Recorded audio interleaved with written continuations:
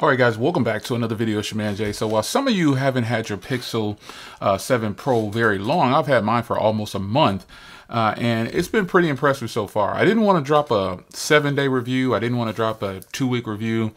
I wanted to wait it out to see if I could see some real improvements over the previous generation. Now, I did in fact purchase the Pixel 7, and I gave you some updates on this as well. I'll be following up again on that too. But for now, this is the device of these Pixel devices that I've had the longest. And to say I'm impressed would be kind of a play on words. Because, I mean, I knew that I would be somewhat impressed. I didn't know the level that Google was going to bring it when they brought it. So this is what they have to offer right now. So if you want to spend the money, you have an option to grab this wonderful device that a lot of people are kind of indifferent about. There's some people that are saying, oh my gosh, you know, mine didn't work, I sent it back. You know, there's going to be some people that just don't like the devices, and that's totally fine with me. But for $8.99, you're getting a nice package here in comparison to other devices that are $8.99. Now, I do have several devices in this price range that are $8.99, and I was going to put out this battle, you know, of $8.99 devices. I was going to do it, but let me give you the short story of how this would go. So this phone would win for video. This iPhone 14 Plus would overall take 4K 60 video to another level. The cinematic video is better. Tons of things are better. This device would win, and that doesn't mean that these devices are bad in that area. It just means that this one is the one that I would probably take in the long run. So let's get rid of this device. That iPhone 14 Plus would win in video. For photo taking, the Pixel would definitely win. The Pixel has great video. It does very well overall in a lot of areas. It's just that the iPhone 14 Plus and the iPhone 14 Pro Max, some of the iPhones just do better for video when it comes to the things that I want to do. This definitely is you can create with this device. You can do video with this, but I want longer portrait video. I want 4K portrait video. So cinematic video, I should say. So this is all about what you want in a device. And as a creator, that is what I'm looking forward to. Now, 4K 60 video on this device, it stands toe-to-toe with a lot of devices out there. There's no getting around it. Now, the OnePlus 10 Pro, it would win the overall feel and hand for hardware. It's a complete package, too. I like the way this looks. I definitely like this color on here. And it would win in software as well. It's a not so much win, but it stands toe-to-toe when it comes to software with the Pixel. I mean, you can customize this software a lot more out of the box. The Pixel's Android 13 can be customized, but you know, it's kind of like it's that same trend with OnePlus devices. There's just more to do right out of the box with less apps to install. So, yeah, and hardware-wise, it stands toe-to-toe with the Pixel, in my opinion. This feels better in the hand than the Pixel. In fact, the iPhone 14 Plus, let me take it out of this case here. I love this case. The iPhone 14 Plus stands toe-to-toe in hardware with the Pixel 7 Pro because it's round. You know, it's a round body. So rounded corners, like really rounded corners, they're something that I like. So, you know, while this isn't the best feeling of them all, to me it does the best on video cameras. And then when it comes to in-hand feel after an extended period of time without being fatigued, it's going to be the OnePlus 10 Pro. And that's just pretty much sums it up. It takes great photos. They all take great photos. The Pixel just does a little bit better with their AI. Now, I tested zoom and stuff on the Pixel, and their AI is off the charts. This is just a great device for taking photos. You can zoom in on something and it really clears it up, folks. It's incredible how the zoom is on here. I actually took this out to a late night event and shot video with the zoom, and it was ridiculous. I put it on my social media and people just couldn't believe that I was sitting where I was sitting. Yes, that is totally real. That's why I showed you the zoom on there. And I showed you, maybe I'll put it in this video, I guess, but the AI technology that they use is incredible. It's like a super zoom. And that was video. And then photos is off the charts too. You zoom in on something and it pretty much clears up the image by doing several layers ultimately and giving you just this stellar photo. And same thing, video could be good too, but I was hand holding it and I was way up top. It was definitely great for what it was. Low light, all these different things. It was really good for what it was, but photo taking on the zoom is just ridiculous. And that is how that comparison of $8.99 devices would have lined up. The Pixel is kind of like that middle ground. There's no flawless device. There's no perfect device. Well, it is. It's just the one that you're holding. And see, I have bigger hands and I'm holding more devices, so it's going to be very difficult for me to label a near perfect device. And the only near perfect 10, well, one of the few near perfect 10s that I had was a Huawei Mate 20X. That device nearly checked. It was just almost, it could be flawless. It could be a perfect 10 for me.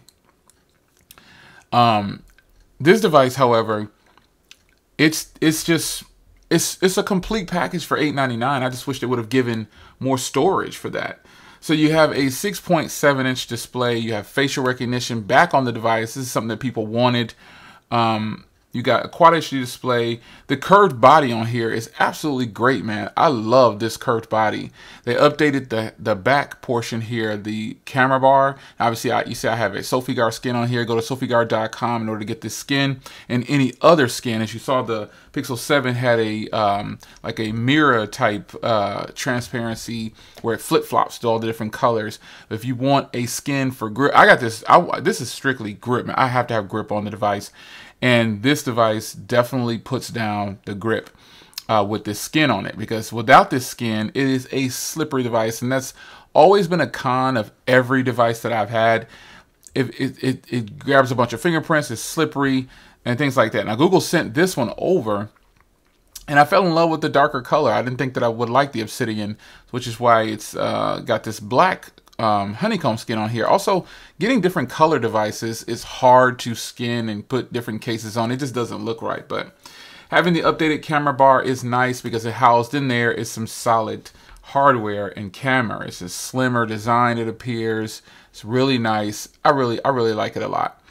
So Google has made their mark, you know, with the devices, and I like it. So all the techie stuff aside, you know, this is, how does this device stand toe-to-toe with other devices, not just in price range? Well, it's offering a lot of specs for that price, which is why you have to mention price every now and then. But I want to talk about beyond 24-hour battery life up to 72-hour battery life in extreme mode. This is something that Google has put out on their website. So this has a 5,000 milliamp hour battery inside. Basically, it says 4926 minimum, but typically it's just a 5,000 milliamp hour battery. You can charge up to 50% with Google's 30-watt Type-C charging brick and the USB PD 3.0. And they're sold separately. But I have my own charger, which is 100 watts. So I'm getting all of that 30 watts charging. And it definitely is true. You can charge really fast with this, with the charging setup. I have a 100-watt charger using the cable that Google provided, or using the 100-watt cable. It definitely is charging extremely fast. And battery life for me is definitely over 24 hours. The reason they guarantee over 24 hours is because they don't want to start telling people you're going to get 4 days and stuff like that, because you possibly won't. But for me, in the battery saving mode, I keep it right here. You can turn it on. And what you can do is you can have it set to where extreme does not come on. But I have mine set to where extreme comes on. And I've also had it to where certain apps are available to go through without being stopped. So you can see the apps here. The default apps in the battery are right here. Sorry for a little bit of shaky cam. The default apps are right here. These are not going to be locked regardless. The ones that you can open up are down here. So you can check any app that you want to work. And you can see I have some checked here. And that is how I have my extreme battery saver mode. So basically, I can go almost 3 days or more I actually go more because I can go almost like a day and a half, almost 2 days with the Pixel 7 Pro already. And then when I turn on extreme battery saving mode, I can go more than 3 days. It just depends on you as the person. So some people might be able to get 3 days out of the device even without the power saving mode. They might not be a heavy user. You know what I'm saying? So that is how I have mine set up. And then once you get into your battery, you see they're grayed out here. You can see the applications are grayed out because those are the ones that I did not let through. You see? So you got the default apps. They're going to come through regardless. And then you have the apps that you're going to let through. Just bear that in mind.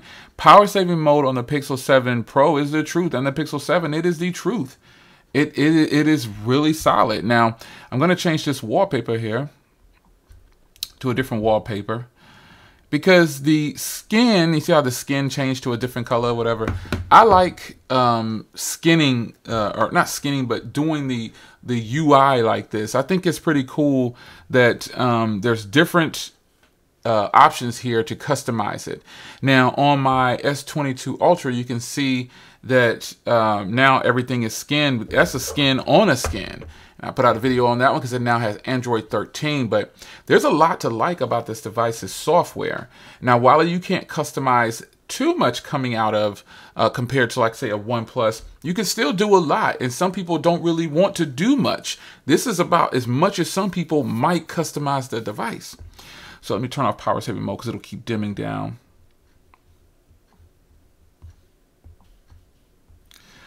But this is about as much as some people might customize their device. This is about as much as they might do. So let's go down to display real quick just to make sure my timeout. Okay, cool.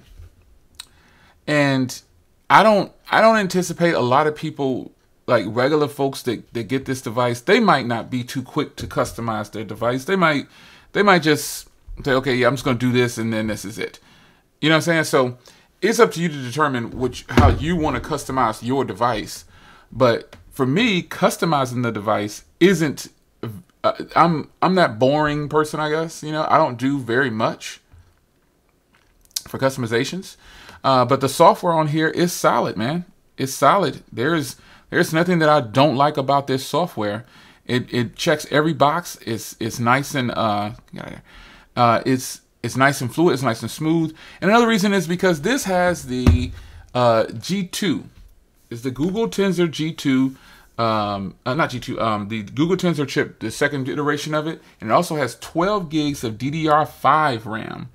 So there are different storage options. Again, Google sent this one out. This is the 128 gig, 12 gig model. So you know you got 256 and you got 512, but you do get 12 gigs of RAM with this thing. And then you know it's a smooth setup. You should not have issues with performance on this device. If you do, you might want to check some apps that are on your device and just make sure that you don't have those rogue apps running amok. Now I do have, I'm running this on T-Mobile right now. Facial recognition is fast. I'm running it on T-Mobile, and you know the speeds on here. Do I have the speed test app? I don't think I do. Let me open up a window here and go to the speed test app. All right, so speeds on here vary depending on what time of day it is.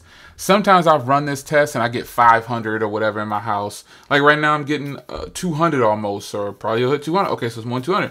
This is something that is about how it's running on the network. Now I run these speed tests like this on video sometimes because I get different times. Like sometimes I've run this thing on video and I got 30. You know what I mean? It depends on who's on the network and if it's crowded or not. But the point I'm making is you want to have a strong network if you're going to be talking about battery life for sure. Now these are low upload speeds, but normally I can get some upload speeds that are 50 to 100. But again, time of day, a lot of people might be on right now. It doesn't matter. I'm talking about having a strong signal to help with performance and battery, because if your device is pulling for a signal all the time, you're going to have some problems, period.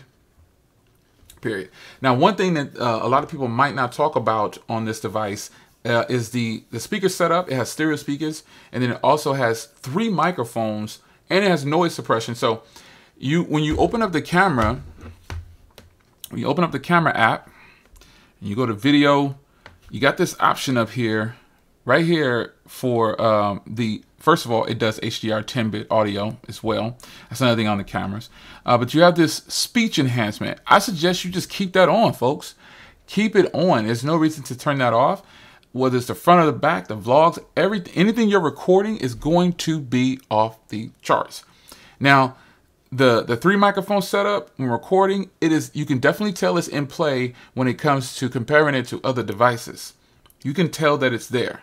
So as far as the audio, the speaker quality, let me see if I can load something up real quick here. Let me see if I can find something that I recorded directly on here so I can play it. I'll just give you one of the videos that I shot recently. Let's see here. Here's a sample. The adapter's off, and this is coming straight from Google's device. But this is their audio zoom. So what do you think about this quality? Yeah, that was this is a video I was doing on this my Comica mic. This is their audio zoom. So what do you think about this quality? And I was talking at a pretty low tone on that video too. So let me see if I can find one that's actually a little bit higher in tone. Oh, here's one I did in video.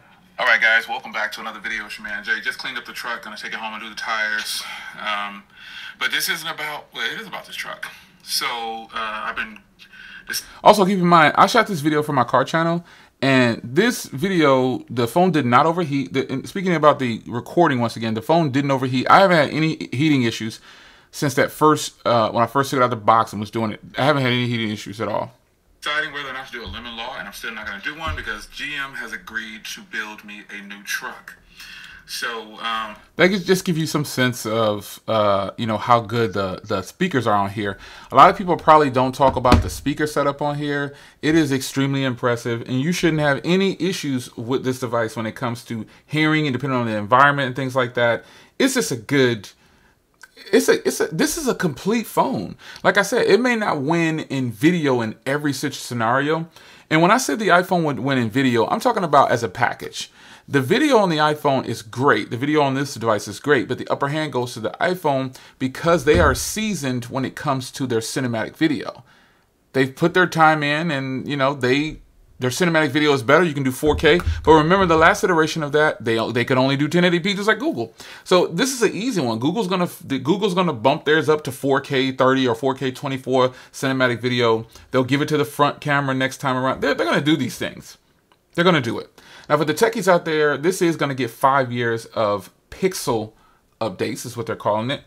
And I think 3 years of software updates when it comes to like OS updates. I'm not sure. They got it labeled as pixel updates, but nonetheless, it's going to be updated for another 5 years. So in the end, man, you can grab this in Obsidian, Snow, or Hazel.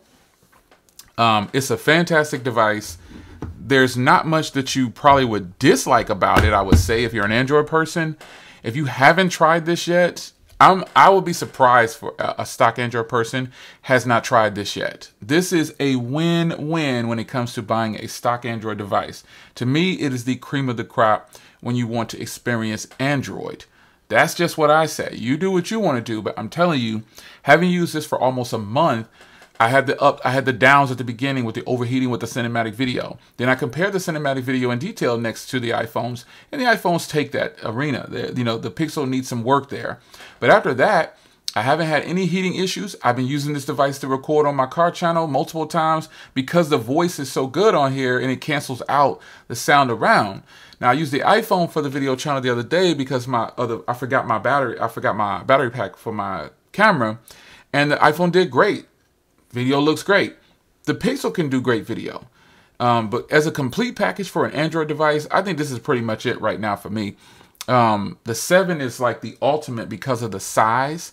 Now I know that some people are going to want Quad HD display. I don't know why Google does this. Like, companies take away like the higher specs and make a smaller variant of it. I don't know why they do that. They very well could have left the Quad HD display in here and the 5,000 milliamp hour battery. I say it's not that much smaller. I mean, looking at this, it's not that much smaller. They could have even left the camera system on here. They would do better, and then price this one at $899 and this one at $999 or $799 at whatever. It just would have worked, but they chose not to do it. So with Google, I'm happy with what they're doing. I think these are a win. I'm just pretty surprised that they both have phenomenal battery. And you know, this is just it when it comes to Android. If you're looking for a solid Android device, I guess they're offering it, man, because there's not much I can complain about on here. I wonder if a lot of people are still having heating issues or not. But I think the improvements they need to make are they need to bring out a smaller version, an actual smaller version with a Quad HD display, same camera system. They need to do it like the Pro, basically like the Pro models on the iPhone. That's what they need to do. They need to just bring out 2 Pro models. You know what I'm saying? It will make me so much happier if I had a smaller Pro. If I had this body with all the stuff that's in here, I would be on cloud 9, man. That's like a win-win for me. And I'm not saying this version is bad, but why can't I have it? You know what I mean? Like, people try to say the companies copy Apple. Technically, they're not copying them all the way because the Pro models on the iPhones are beast mode. So it's up to you to decide what you think is a great deal or not. But I would have loved to have paid like $7.99 or $8.99 for a Pro model, like a smaller variant like that. That would have been great, but that's just me. It's your man Jay. More updates to come. Having this device for almost a month now. It's been great, man. I don't have much complaints. I'm almost sad that, well, not sad, but I'm almost, it's kind of like, you know, how can I continue to give coverage on? I'm going to give you updates on it because it takes great photos. Obviously, that's a win. The cameras have the AI on them for the zoom. That's a win. What more do you want from them? Battery life is great. You know, it's just a win. They take the win for it comes from stock Android phones or just Android phones in general. This might be some of your best options when you look at price to value for a consumer. And if you don't think these are good value for the consumer, then go ahead and go down to the 6A. That phone takes the cake. 6A. This phone takes the cake. This is a major, major win for those that think that these aren't a value. This is a serious value for consumers. Straight up, hands down. The 6A is amazing value for a consumer if you think these are overpriced. It's your man Jay. I'll see you in the next video. Take care.